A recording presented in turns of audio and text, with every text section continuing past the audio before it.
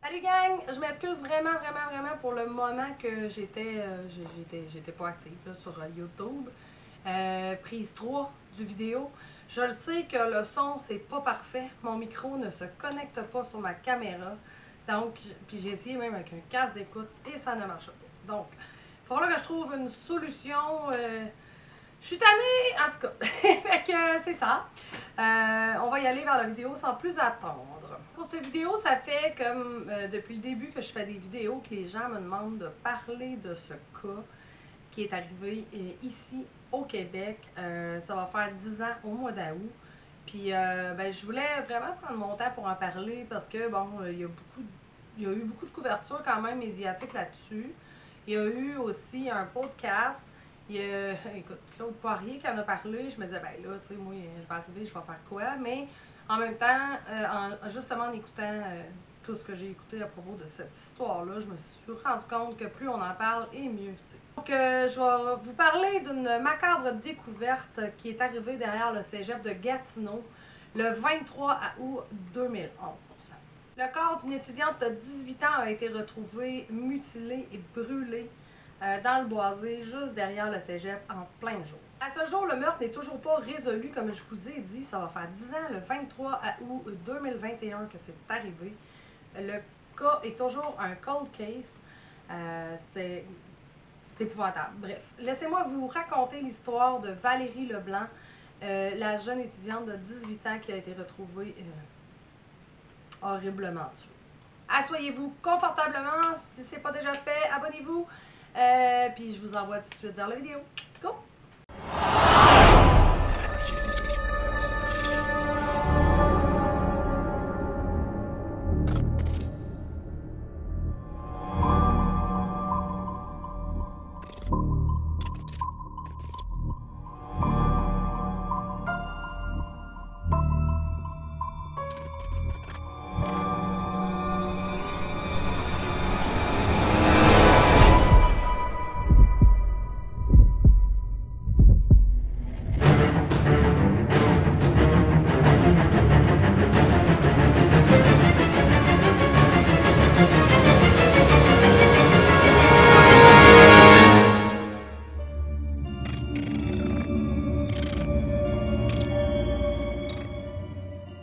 La semaine de la rentrée scolaire au cégep de Gatineau, tous les jeunes se retrouvent après une longue été de congé.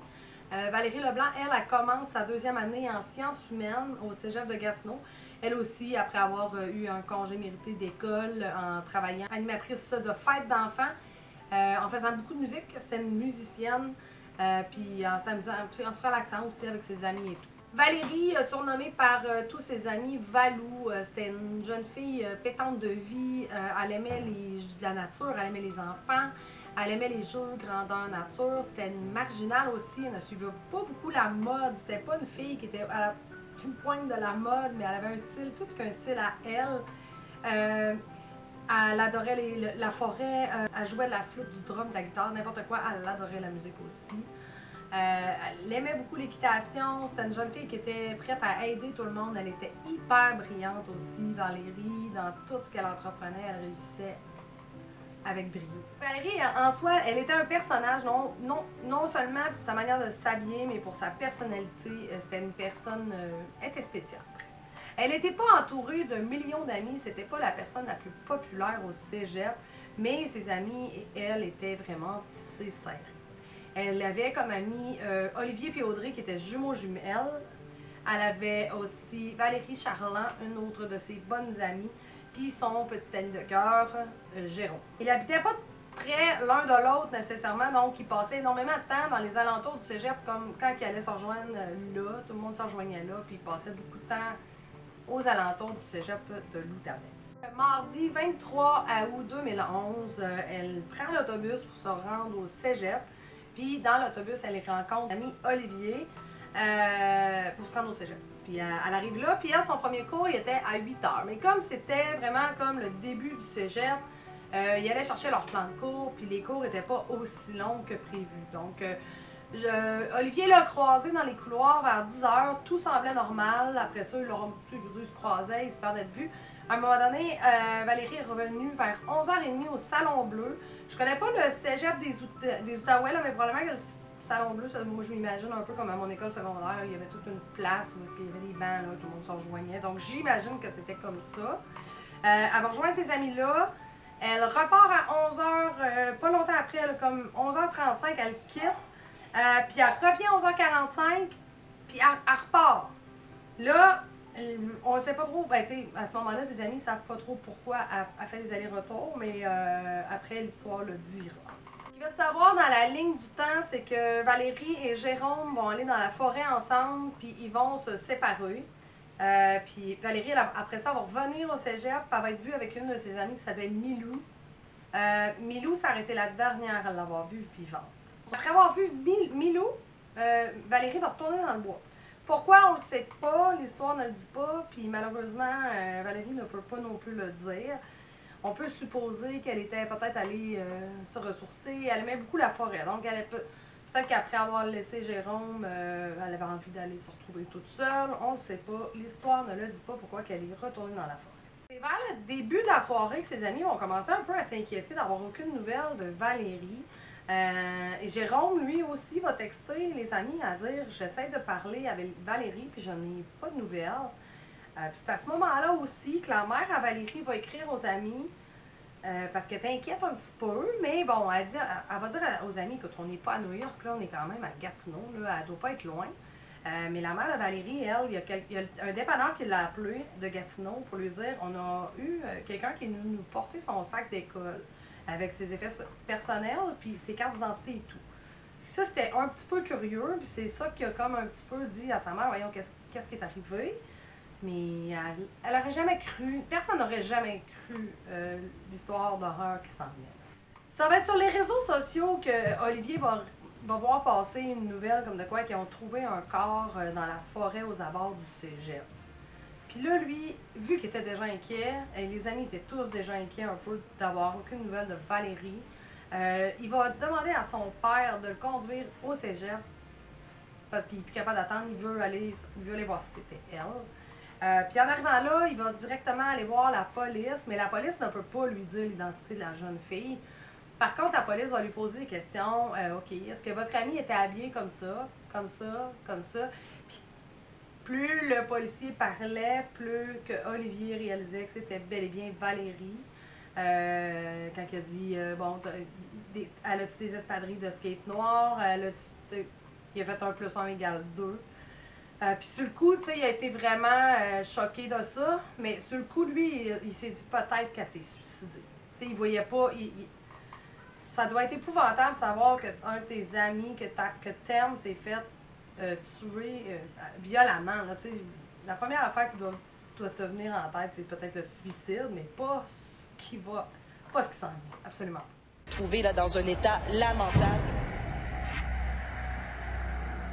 Évidemment que la nouvelle s'est propagée comme une traînée de poudre sur Facebook, les réseaux sociaux, les jeunes se sont affolés, c'est devenu un climat de paranoïa, tout le monde disait « Oh mon Dieu, et si c'était lui, et si c'était lui ». Évidemment que les réseaux sociaux, des fois, ça a du bon, mais d'autres fois, ça a fait partir toute qu'une machine à rumeurs. Là. Pour ce qui est de la découverte du corps, là, c'est un peu mêlant, mais je vais essayer de vous faire ça comme court.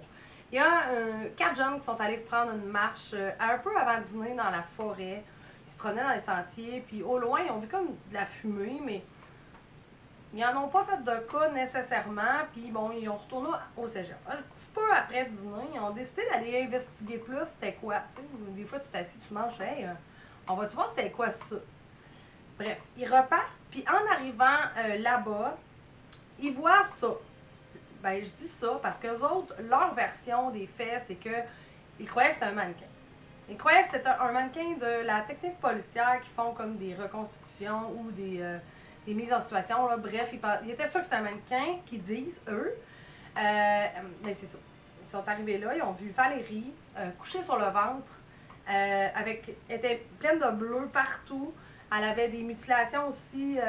C'était violent. Elle avait comme eu un coup derrière la tête, puis elle avait du sang plein le visage. L'affaire est que ces jeunes-là n'ont pas tout de suite rapporté la présence d'un corps dans la forêt. Un de la gang a dit ben non, vous voyez bien que c'est pas un vrai corps, c'est impossible, c'est un mannequin. Même ses vêtements étaient comme fondus sur elle parce qu'elle avait été mise en feu. Fait que la gang de jeunes, se sont amusés avec le corps. OK? Ils ont traîné le corps, ils ont joué avec des morceaux de bois. Valérie a été retrouvée avec des morceaux de bois entrés dans les orifices. Bref. OK? Ben c'est ça. Mais à un moment donné, il y a une jeune fille de la gang qui a dit non, moi, là, je peux pas croire que c'est. Elle a eu comme, voyons, un éclair de lucidité, là. Elle s'est dit c'est impossible. C'est impossible, c'est pas un mannequin. Elle est allée chercher une autre de ses amies qui, elle travaille, je pense, ben, elle a son cours de secouriste, puis elle fait technique infirmière. Fait que bon, elle amène son amie sur place, puis là, c'est là que son amie va dire non, c'est un vrai corps, puis on appelle tout de suite la police. C'est pour ça qu'entre le moment où est-ce que le corps a été trouvé puis le moment où est-ce que la police a été avisée, il y a comme un gros laps de temps. Et évidemment, la scène de crime avait été, excusez-moi le mot, le salopée, là, elle a été complètement corrompue. Il y avait des objets des jeunes qui étaient laissés là. Le corps avait été traîné, touché, taponné, puis tout ce que vous voudrez. Fait que s'il y avait des trucs à trouver, là, oubliez ça. C'était terminé, c'était trop corrompu. Il y a des accusations qui ont été envoyées au DPCP pour ces jeunes-là, comme avec des accusations d'outrage à un cadavre. Mais le DPCP ne poursuivra pas avec les jeunes, dans le fond, là, ils les enverront, ils les accuseront pas. Parce que selon eux, pour faire de l'outrage à un cadavre, il faut que tu saches que c'est un cadavre.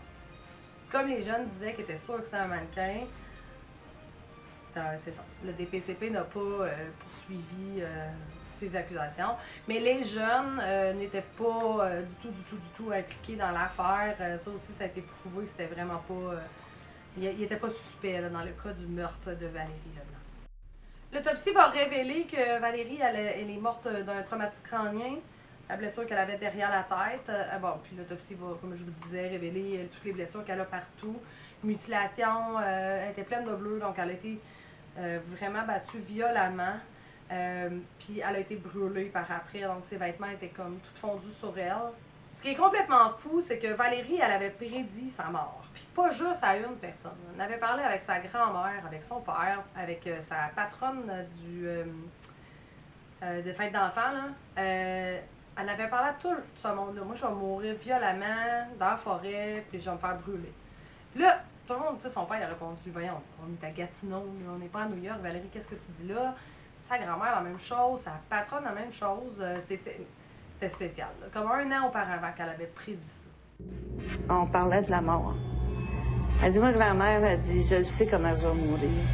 Elle dit, je vais me faire battre, puis elle dit, je vais me faire brûler. Valérie, elle avait aussi parlé à sa patronne comme de quoi elle voulait laisser Jérôme. Sa patronne, Danielle, dit qu'elle doute que Valérie allait très bien. Qu'elle avait beaucoup d'inquiétudes. Puis elle lui aurait dit que Jérôme faisait des choses qu'elle n'approuvait pas. Mais sans plus aller dans les détails. Comme des choses qu'elle n'approuvait pas. Ça peut être comme, je sais pas, la drogue. Aucune idée, on ne le saura jamais encore là. Mais le père de Valérie, lui, il n'aimait pas Jérôme. Il n'aimait pas Jérôme. Il avait un mauvais feeling par rapport à ce jeune garçon-là. D'ailleurs, je veux vous référer aussi au podcast Synthèse. Le podcast Synthèse va voir tous les proches de Valérie. Puis tu sais, tu les entends parler. C'est vraiment bon.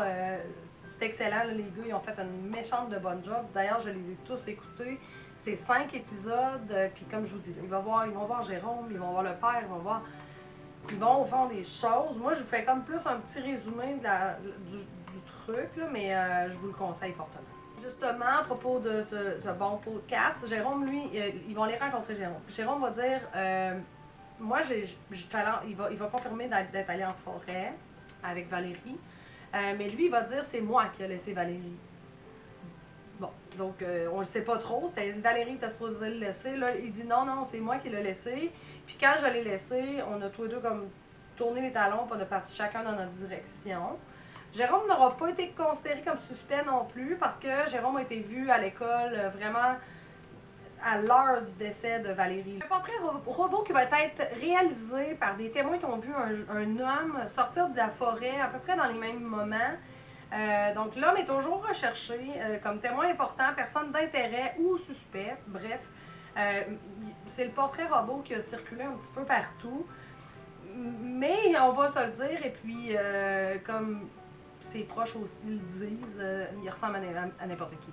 N'importe qui peut ressembler à ce portrait robot-là. C'est assez dur de dire hey, c'est lui, c'est sûr. Bref, en tout cas. Je pense que le portrait robot ressemble à tout le monde.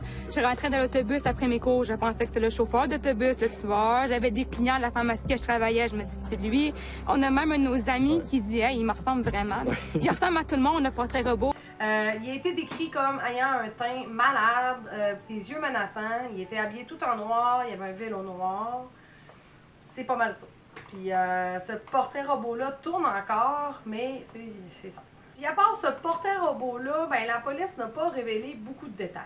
Vraiment, probablement stratégiquement, qu'ils gardent des détails importants pour eux, pour l'enquête. Mais bon, les proches là-dedans se sont vraiment sentis abandonnés, comme mis sur une tablette. Ça doit être épouvantable de perdre un de tes proches que tu aimes, puis en plus, pas avoir de nouvelles de rien de l'enquête. En tout cas, je peux comprendre là, qu'ils se sont sentis abandonnés. D'ailleurs, les proches voudraient que l'enquête soit donnée à la Sûreté du Québec, parce que la Sûreté du Québec sont habitués, eux autres, d'aller dans les cas de recherche de disparition, ces trucs-là. Des fois, sont mieux équipés, sont plus habitués sur le terrain aussi, mais la police de Gatineau dit que non, ils sont encore habilités à continuer l'enquête. C'est toujours dans les mains de la police de Gatineau. Les enquêteurs vont aller rencontrer un jeune homme la semaine d'après le meurtre de Valérie dans l'hôpital psychiatrique Pierre Jeunet. Jeune homme qui était considéré comme harcelant, insistant quand les femmes ne voulaient pas de ses avances. Puis c'est le fils de la directrice de l'école du cégep. Puis il était souvent là. Mais bon, il va être enlevé lui aussi des suspects parce qu'il est rentré à l'hôpital Pierre Jeunet la semaine avant le meurtre de Valérie. Donc, un suspect de moins. Puis les mutilations sur le corps de Valérie laissent supposer que c'était soit un prédateur ou soit quelqu'un de proche de lui, de elle, énormément. Vu la violence des coups, la manière que ça a été fait, ils disent que c'est souvent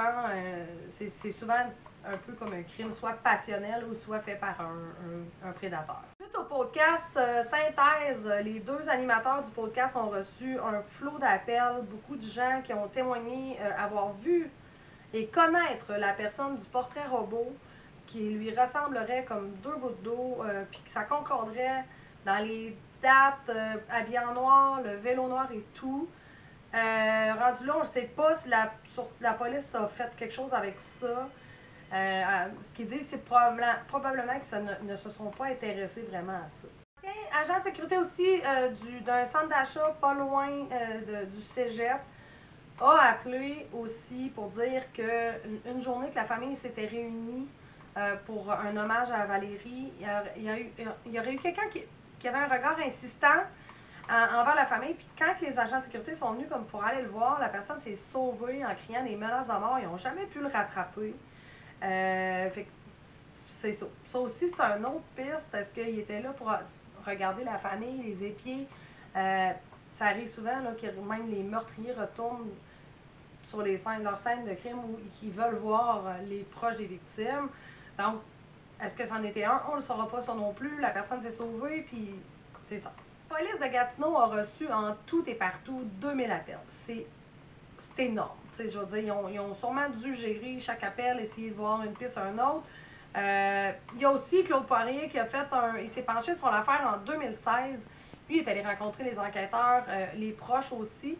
Puis, suite à son émission, lui aussi a eu des appels, dont un homme qui connaissait un ancien enquêteur qui lui aurait dit « Le meurtrier de Valérie Leblanc, il est mort. » Il s'est suicidé comme le mois après la mort de Valérie, dans la même forêt où le corps de Valérie a été retrouvé.